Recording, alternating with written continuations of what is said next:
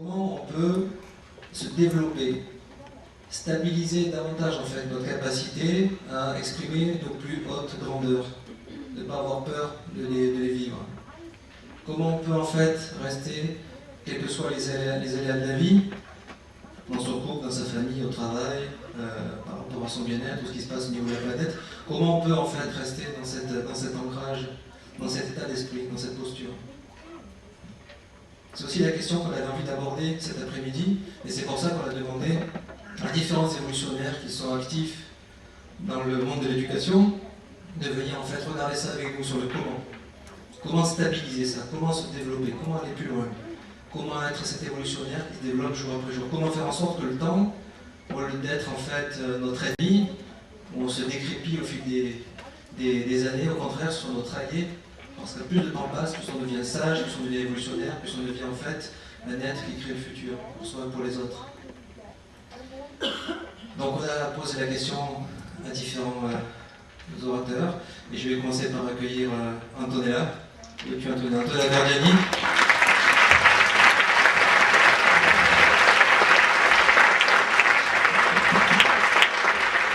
Bonjour Antonella. Bonjour. Donc Antonella et je t'en prie, c'est toi. Antonella, en fait, elle a travaillé 18 ans à l'UNESCO dans le domaine de l'éducation. Elle est la cofondatrice du Printemps de l'éducation, qui est un mouvement qui rassemble des institutions, des organisations autour d'un renouveau éducatif pour les enfants, mais orienté autour du bien-être des enfants et des enseignants. Mais ce qui est formidable, en fait, quand on a un petit peu préparé cet entretien avec Antonella, c'est que je me suis rendu compte que ce dont elle parlait était bien plus profond que ce qu'on pouvait imaginer, même quand elle parle, comme dans son livre, d'éduquer les enfants à la joie. C'est quel exactement le titre du livre? Ces écoles qui rendent nos enfants heureux. Pédagogie et méthode pour éduquer à la joie. Ouais, c'est ça. Et donc je me suis rendu compte en fait à quel point ce qu'elle pointait était en fait profond. Et on a une quinzaine de minutes pour en parler. Donc merci Antonella d'être présente. Merci, c'est un honneur d'être ici. Partagé. Tu voulais nous parler donc un petit peu du renouveau éducatif et quand on a un peu préparé le synopsis en fait de cette intervention, tu disais en réalité c'est pas le système qui est le problème, c'est plutôt en fait la relation en fait qu'on a avec le système. Et tu parlais de prise de conscience fondamentale que doivent avoir aussi bien les enseignants que les parents. Donc c'est quelque chose qui est un petit peu à l'encontre des idées reçues. Donc ma première question, c'est que tu nous en parles un petit peu davantage. Qu'est-ce que tu veux dire par là? Je n'ose plus utiliser le terme de prise de conscience depuis ce matin avec Pierre Rabhi parce que je ne suis pas tellement pour être électrocutée par la prise d'électricité.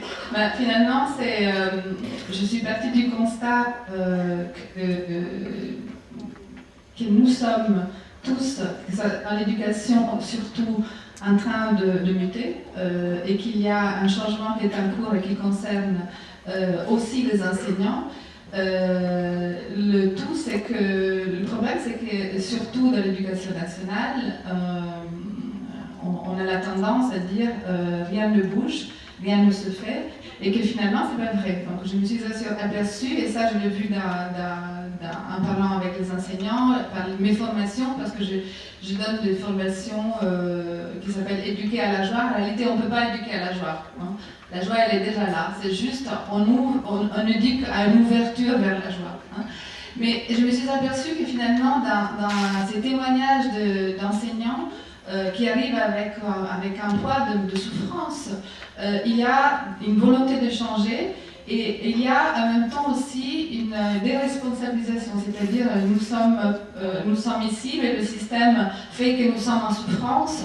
Et quand je pose la question, alors moi j'ai appris d'un grand monsieur qui est maintenant décédé, qui s'appelait Pierre Veil, qui lui a fondé MIPAS, qui est donc une institution, une organisation qui fait de la formation, éducation à la paix.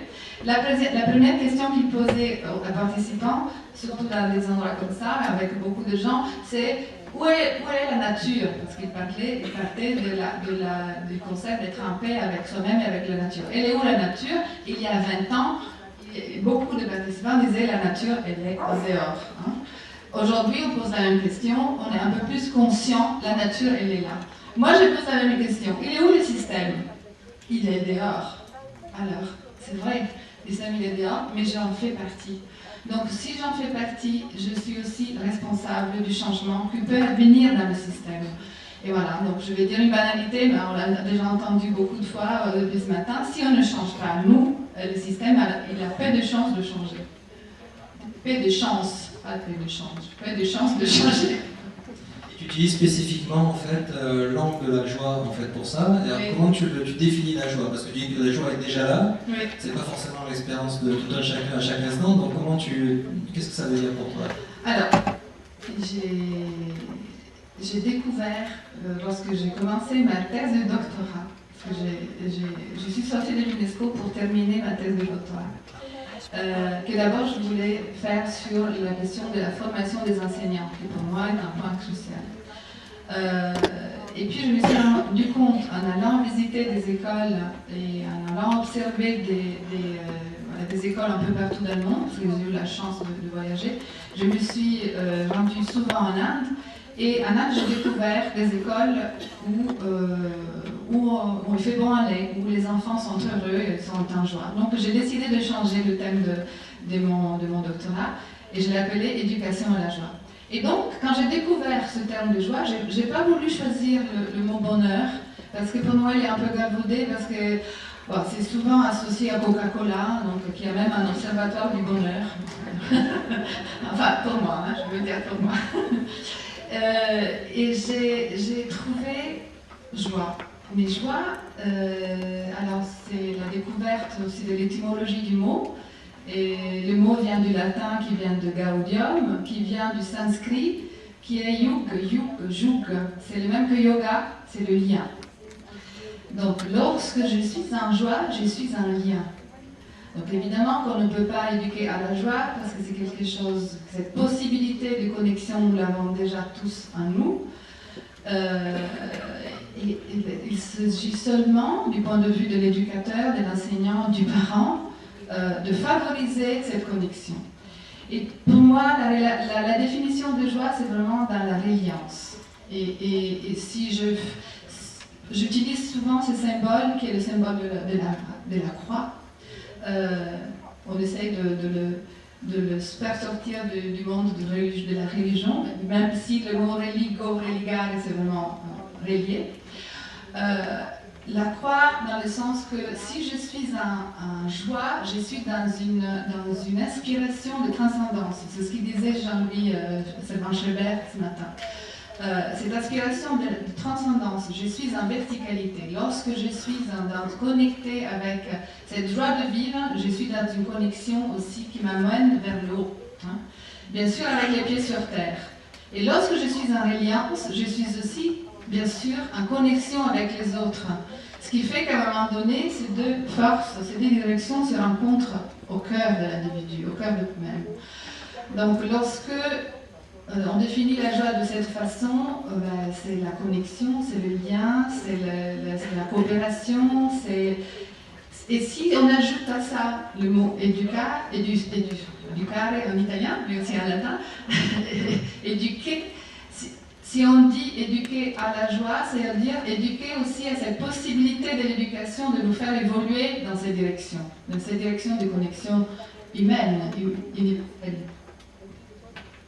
Donc c'est à nouveau, tu ramènes en fait beaucoup de spiritualité, je trouve, dans ce que tu dis. C'est une définition quasi spirituelle en fait de la ouais, joie. j'assume, c'est une définition spirituelle.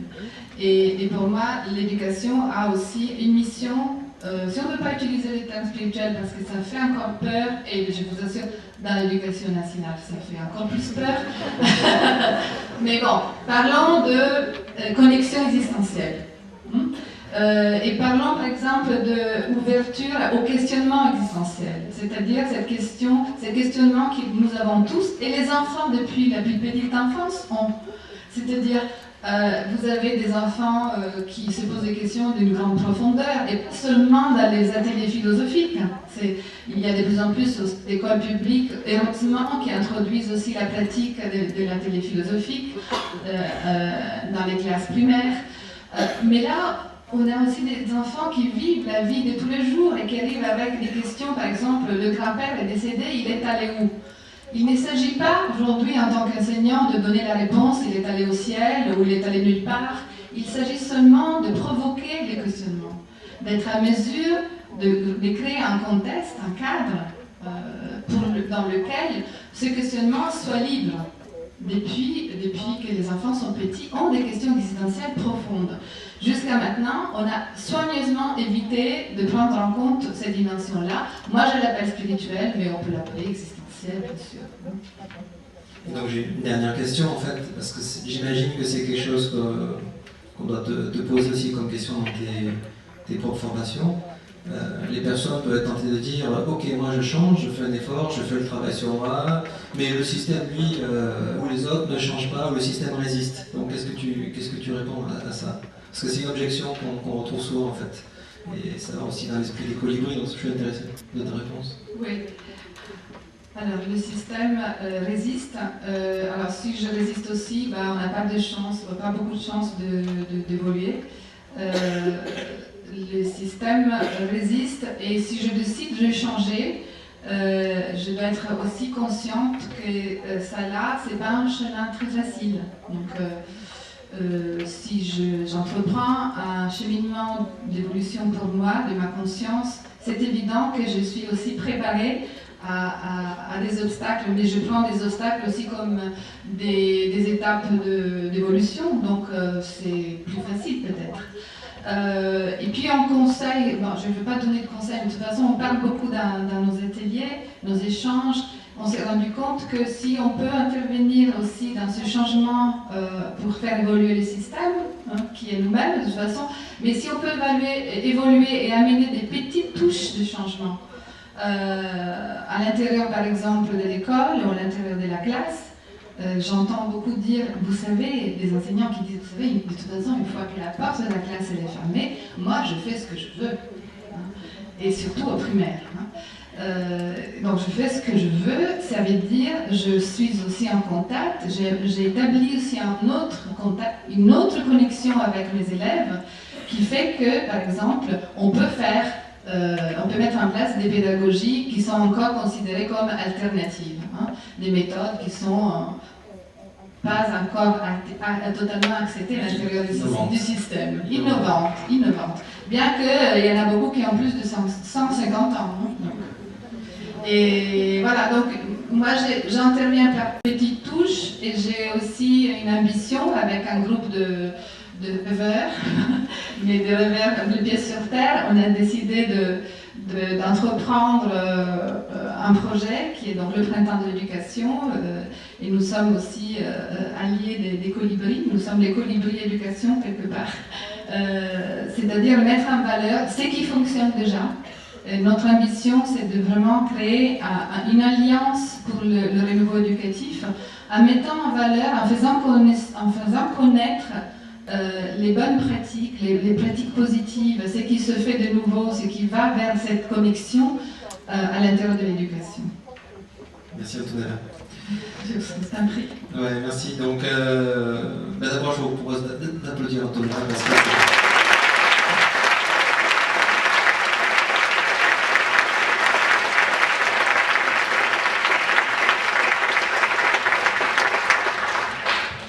parce que c'est une véritable pionnière en fait, comme chacun d'entre nous, dans nos domaines respectifs, et elle a choisi l'éducation. Et avant qu'elle nous quitte, j'aimerais qu'elle introduise en fait Gopal Krishnamurti qu'on va accueillir dans un instant. Gopal, if you want to come, if you want to join me, Gopal, you're welcome.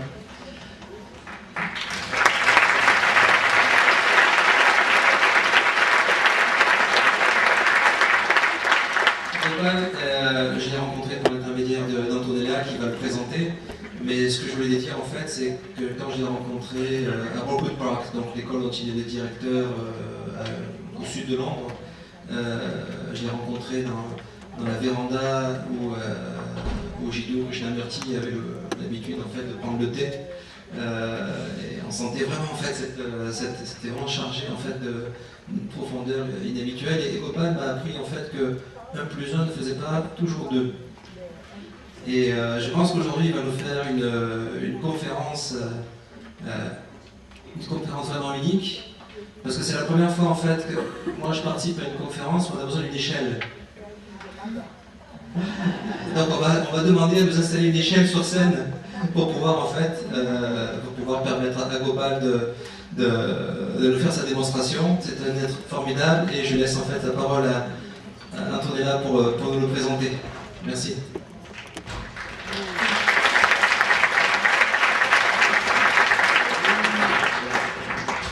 Je tiens spécialement à vous présenter Gopal Krishnamurti. Alors, il s'appelle Krishnamurti, mais il n'est pas de la famille de Krishnamurti. Il y a au moins 10 personnes qui m'ont posé la question ce matin. Krishnamurti, c'est un nom très, très commun en Inde. Donc, Gopal, il est le directeur de Brockwood Park School. Et je peux donner un témoignage en tant que parent cette fois-ci, pas en tant qu'éducatrice.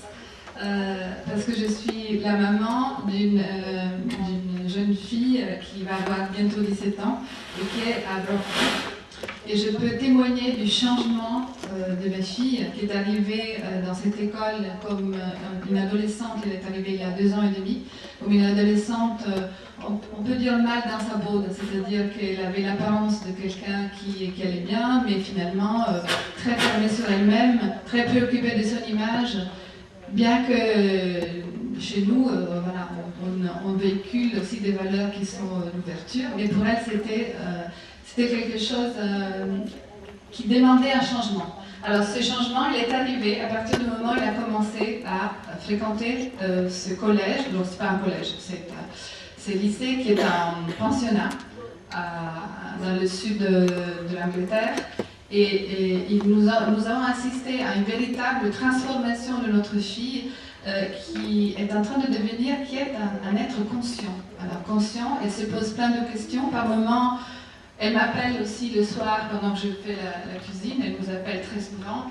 Elle nous dit, nous avons un jour parlé de la conscience. Qu'est-ce que tu penses de la conscience pendant que je fais la soupe? Je dis, attends une seconde, est-ce que tu peux me rappeler? Dans 10 minutes, j'ai besoin de réfléchir. Elle est devenue un être qui se pose des questions. Voilà, toute la question du questionnement qui est finalement inquiry. Inquiry, c'est vraiment la question de Krishnamurti et je pense que Gopal va pouvoir vous expliquer.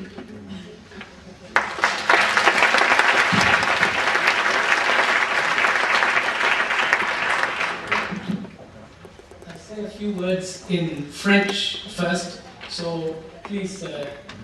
Je parle en français un petit peu. Premièrement, excusez-moi, je parle seulement un petit peu de français. Aussi, je parle avec beaucoup des fautes de grammaire ou comme ça, mais j'essaie de parler. J'ai appris un peu de français quand j'ai visité la Provence, mais maintenant, j'ai tous oublié. Aussi, en province, ils parlent comme ça de temps en temps, n'est-ce pas? Moi aussi, je parle comme ça de temps en temps. Alors, j'essaie de parler en anglais maintenant.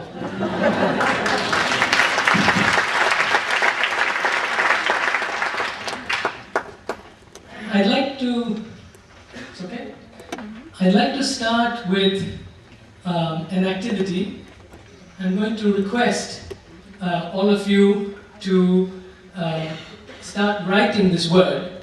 And please, once you've finished spelling the word, please put your pen or pencil up so that you don't cheat. And I give you the word. The word in English is squirrel. And in French, of course, is écureuil. Écureuil.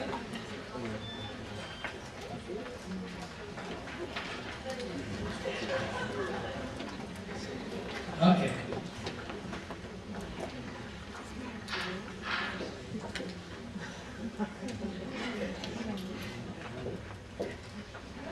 Okay, thank you. I want to start with a story of a friend, and she studied here in France in one of the schools, and she was given this task of writing the word squirrel for a dictation. And typically what you did is you had to write the word quickly and put the pen up, because if you corrected it or changed your mind after listening to someone, it's called cheating. So of course, my friend Liz, who is now in her 50s, was traumatized by this experience. She kept trying and trying and trying, and she was always the last person to put her pen up. She never got it. And as the saying goes, the harder you try, the worse it gets, until one day you give up. So Liz gave up, and she of course did something which everybody had their pen up, and Liz did this thing of she dropped the pen down to the floor. She dropped the pen down and she was looking around to pick it up. She didn't want to seem the person who never had the pen up. It was only a small technical problem that the pen fell down. She didn't want to seem the last person. She didn't want to seem to be the slowest person. She didn't want to be the person with the learning difficulty. She didn't want to be stupid. And so she dropped the pen and she picked it up. The teacher now, or the parent, has two possibilities of making sense of this action. One, that she has a learning difficulty, probably dyslexia. She can't write the word. The next diagnosis is that she has a difficulty in being honest. She is being deceptive. So if she could only acknowledge her learning difficulty and be honest and actually not do this thing of throwing the pen down, then maybe the whole system can help her. With all the best of intentions, we can help this person write the words, spell the word correctly. So of course, in those times, I think the punishment for not being able to write and also for being deceitful and dishonest was to get hit, to get beaten. Now we have kinder ways of doing the same thing. So Liz, what she did, of course, after being beaten or punished, she had to now make up for her mistake. Because one thing is important, is you never make a mistake. So she had to learn from this mistake, and the way she learns is to write the word squirrel 75 times. So you have to write squirrel, squirrel, squirrel 75 times. Écureuil 75 times. So Liz did one thing which I didn't know, I just happened to talk with her and I found out that this is what she did. She, probably some of you have done this, but I didn't do this because I wasn't punished in this way. She had 3 pens in her fingers and she wrote the word 25 times. In handwriting that was better than my handwriting. This doesn't count as learning to spell. This doesn't count as writing. Because the system doesn't take into account the genius of that child. We often refer to Einstein, we refer to these big figures to talk about genius. And my worry is that we fail to actually discover genius in everyday circumstances, especially with children. And often the children who get left behind are also people, are also human beings who show extraordinary genius in everyday circumstances in very simple ways. My worry and my concern is not only for Liz. My worry and my concern is also for all of us, or the rest of us who have been successful. For the other people who put up the pen first, and for those of us who have been successful in imagining that the task of learning or the task of education is to, quicker than the others, show successfully what we know and what we can already do. So this is one of major concern of mine, and I'll come back to this theme. And I'd like to invite you in a very simple way to consider this. Suppose I said to you, I know what you said. Please, I want to learn what you said. It wouldn't make any sense.